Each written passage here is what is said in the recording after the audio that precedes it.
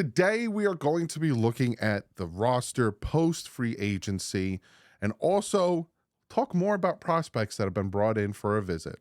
Let's jump into this.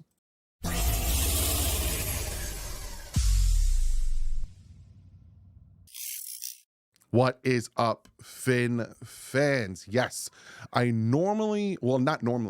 gave you guys my grades post free agency, but Finn Central on Twitter made this really good comparison that I want to talk about and shout him out a little bit more about where the roster kind of looks as of now. So I kind of wanted to do that. I'm also going to do it after the draft, where we kind of look at who we drafted, who can fill in what spot, and are we in a good position or not. Also, the Dolphins have met with 7 draft prospects that are publicly known. Now, again, they can meet with up to 30, but they do not have to talk about it or make it publicly known. And those 30, they got a 30 max out of state when it comes to like Miami or Central Florida or all those teams. They don't have to, they can meet with however many they want because it's in state. But before we jump into all that good stuff, I do have to shout out today's sponsor, and that is BetUS. I've been working with them for a hot minute. They are very good, reliable betting site, and I always tell you guys, please bet responsibly, and you have to be 18 years or older. But it's a very good and easy to use betting site, and I'm going to show it to you because it's super simple. You got the sports over here, like baseball just started. We had college basketball just ended. You got up top here, they have casinos, they have race books, they have their own YouTube channel. But it's very simple. Again, we're football. You can come in here, you look at the draft, you can hit select all, or you could pick one of the individuals. But why not select all for the draft? Hit display selected. It'll pop it up, and there you go. It's very easy and simple to use. Mr. Irrelevant, who do you think is going to be the last player? Offensive player or kicker, defensive player or punter? Mr. Irrelevant position, if you want to get even more into detail, first overalls and all that stuff. It's very simple, very easy to use, very reliable website, 24-hour payout, 24/7 customer service. Go check them out. BetUS, thank you so much for sponsoring this video. So I'm going to talk real quick about the prospects that we have met with so far. So obviously we've met with, and I've talked about him, Canadian football corner Quantez Stiggers. He had 5 interceptions last year. He is eligible for the draft. I'm going to look more into why that is a thing. I think because he's only been in the Canadian Football League for a year, but he is eligible to be drafted, which is kind of funny to me. We have Iowa's tight end Eric All. He's the 30th ranked tight end on PFF out of 469 tight ends. He has a big injury thing. He has a lot of upside, but he has a ton of injuries, and he's probably going to be like a 5th or 6th rounder, possibly 4th because of those injuries. Then we have Northern Iowa defensive tackle Christian Boyd, who is the 10th out of 883 defensive linemen on PFF. Louisville running back Isaac Guarando. He has an 89.1 PFF grade, and he is the 21st out of 441 running backs on PFF. USC's safety Kalen Bullock. He had a 71.5 PFF grade. He is the 5th safety on their big board. Obviously, the Dolphins have somewhat of a need to match the safeties opposite of Javon Holland. Then we have Marshall running back Rasheen Ali. He had a 75.2 PFF grade. He had a good year in 2022 and 2021. Kind of fell off a little bit. And then TCU safety Millard Bradford. So again, it's a very wide range of guys that they're meeting with: corners, tight ends, defensive tackles, safeties, running backs. You get an idea of where they're looking, what their thought process is. And again, that's 7. There's another 23 that they've met with. There's in-state guys that they've met with that they don't have to make it publicly known. So this draft is going to be interesting. I'm going to kind of talk about what might be some of the options at 21 in another video. We're going to break down all the other positions. We're going to do mock drafts. We're going to do a ton of different stuff. We have, what is it, the 9th? We're getting close. We're getting close to draft day. 15th is when our programs start with returning head coaches. So I'll have videos about that as well. I don't stop, but I love it. So it doesn't feel like a job to me. So let me give a big shout out here to Finn Central. Go follow him on Twitter. He said Dolphins have positioned themselves nicely heading into the draft. And he had a very good replacement fill-in type situation that I thought was really interesting. And kind of see if it's an upgrade or a downgrade, right? So he replaced Xavier Howard with Kendall Fuller. Now, I think that's a little bit of an upgrade. I think Kendall Fuller had a better 2 years. Yes, he gave up 9 touchdowns yesterday.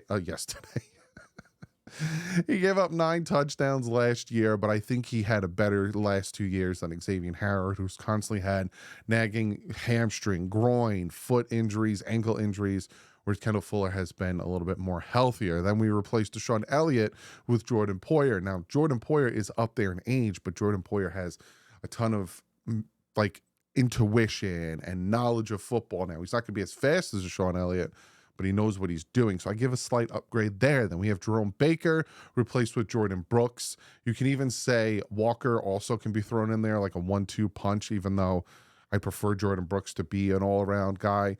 But Jerome Baker was never really a run stopper. And I love Jerome Baker. He had a hard time getting off blocks, but he also wasn't great in pass coverage. Jordan Brooks is very good in pass coverage. He is very intuition. He has very good intuition in the secondary and being able to shut down some really good receivers. So I give a little bit of an upgrade for Jordan Brooks. Now, Andrew Van Ginkel with Shaq Barrett is interesting. Shaq Barrett is older. Shaq Barrett has more accolades. Shaq Barrett has more experience, but Andrew Van Ginkel also is very good. And he has a high motor and everything. Now, I'm not going to knock Shaq Barrett, but I think this one's kind of a wash. I don't think it's an upgrade because Andrew Van Ginkel is still really good to me, and I wish he didn't leave for Minnesota.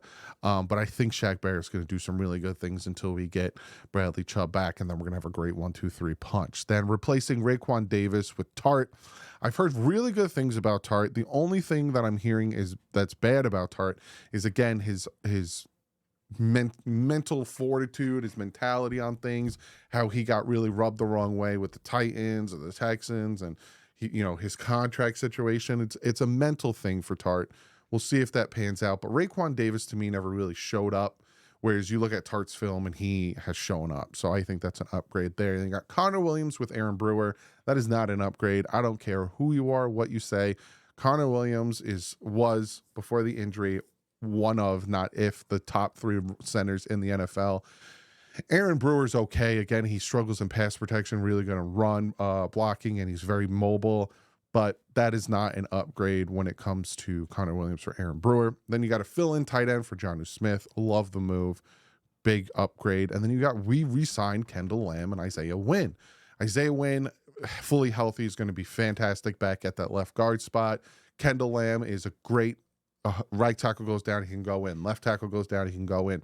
And we saw what he did last year with Teron Armstead going down. Now, he said they filled the majority of the needs without breaking the bank, which has allowed them to keep their top comp picks. Christian Wilkins and Robert Hunt are the only guys that haven't been replaced. Those 2 positions are strong in this year's draft.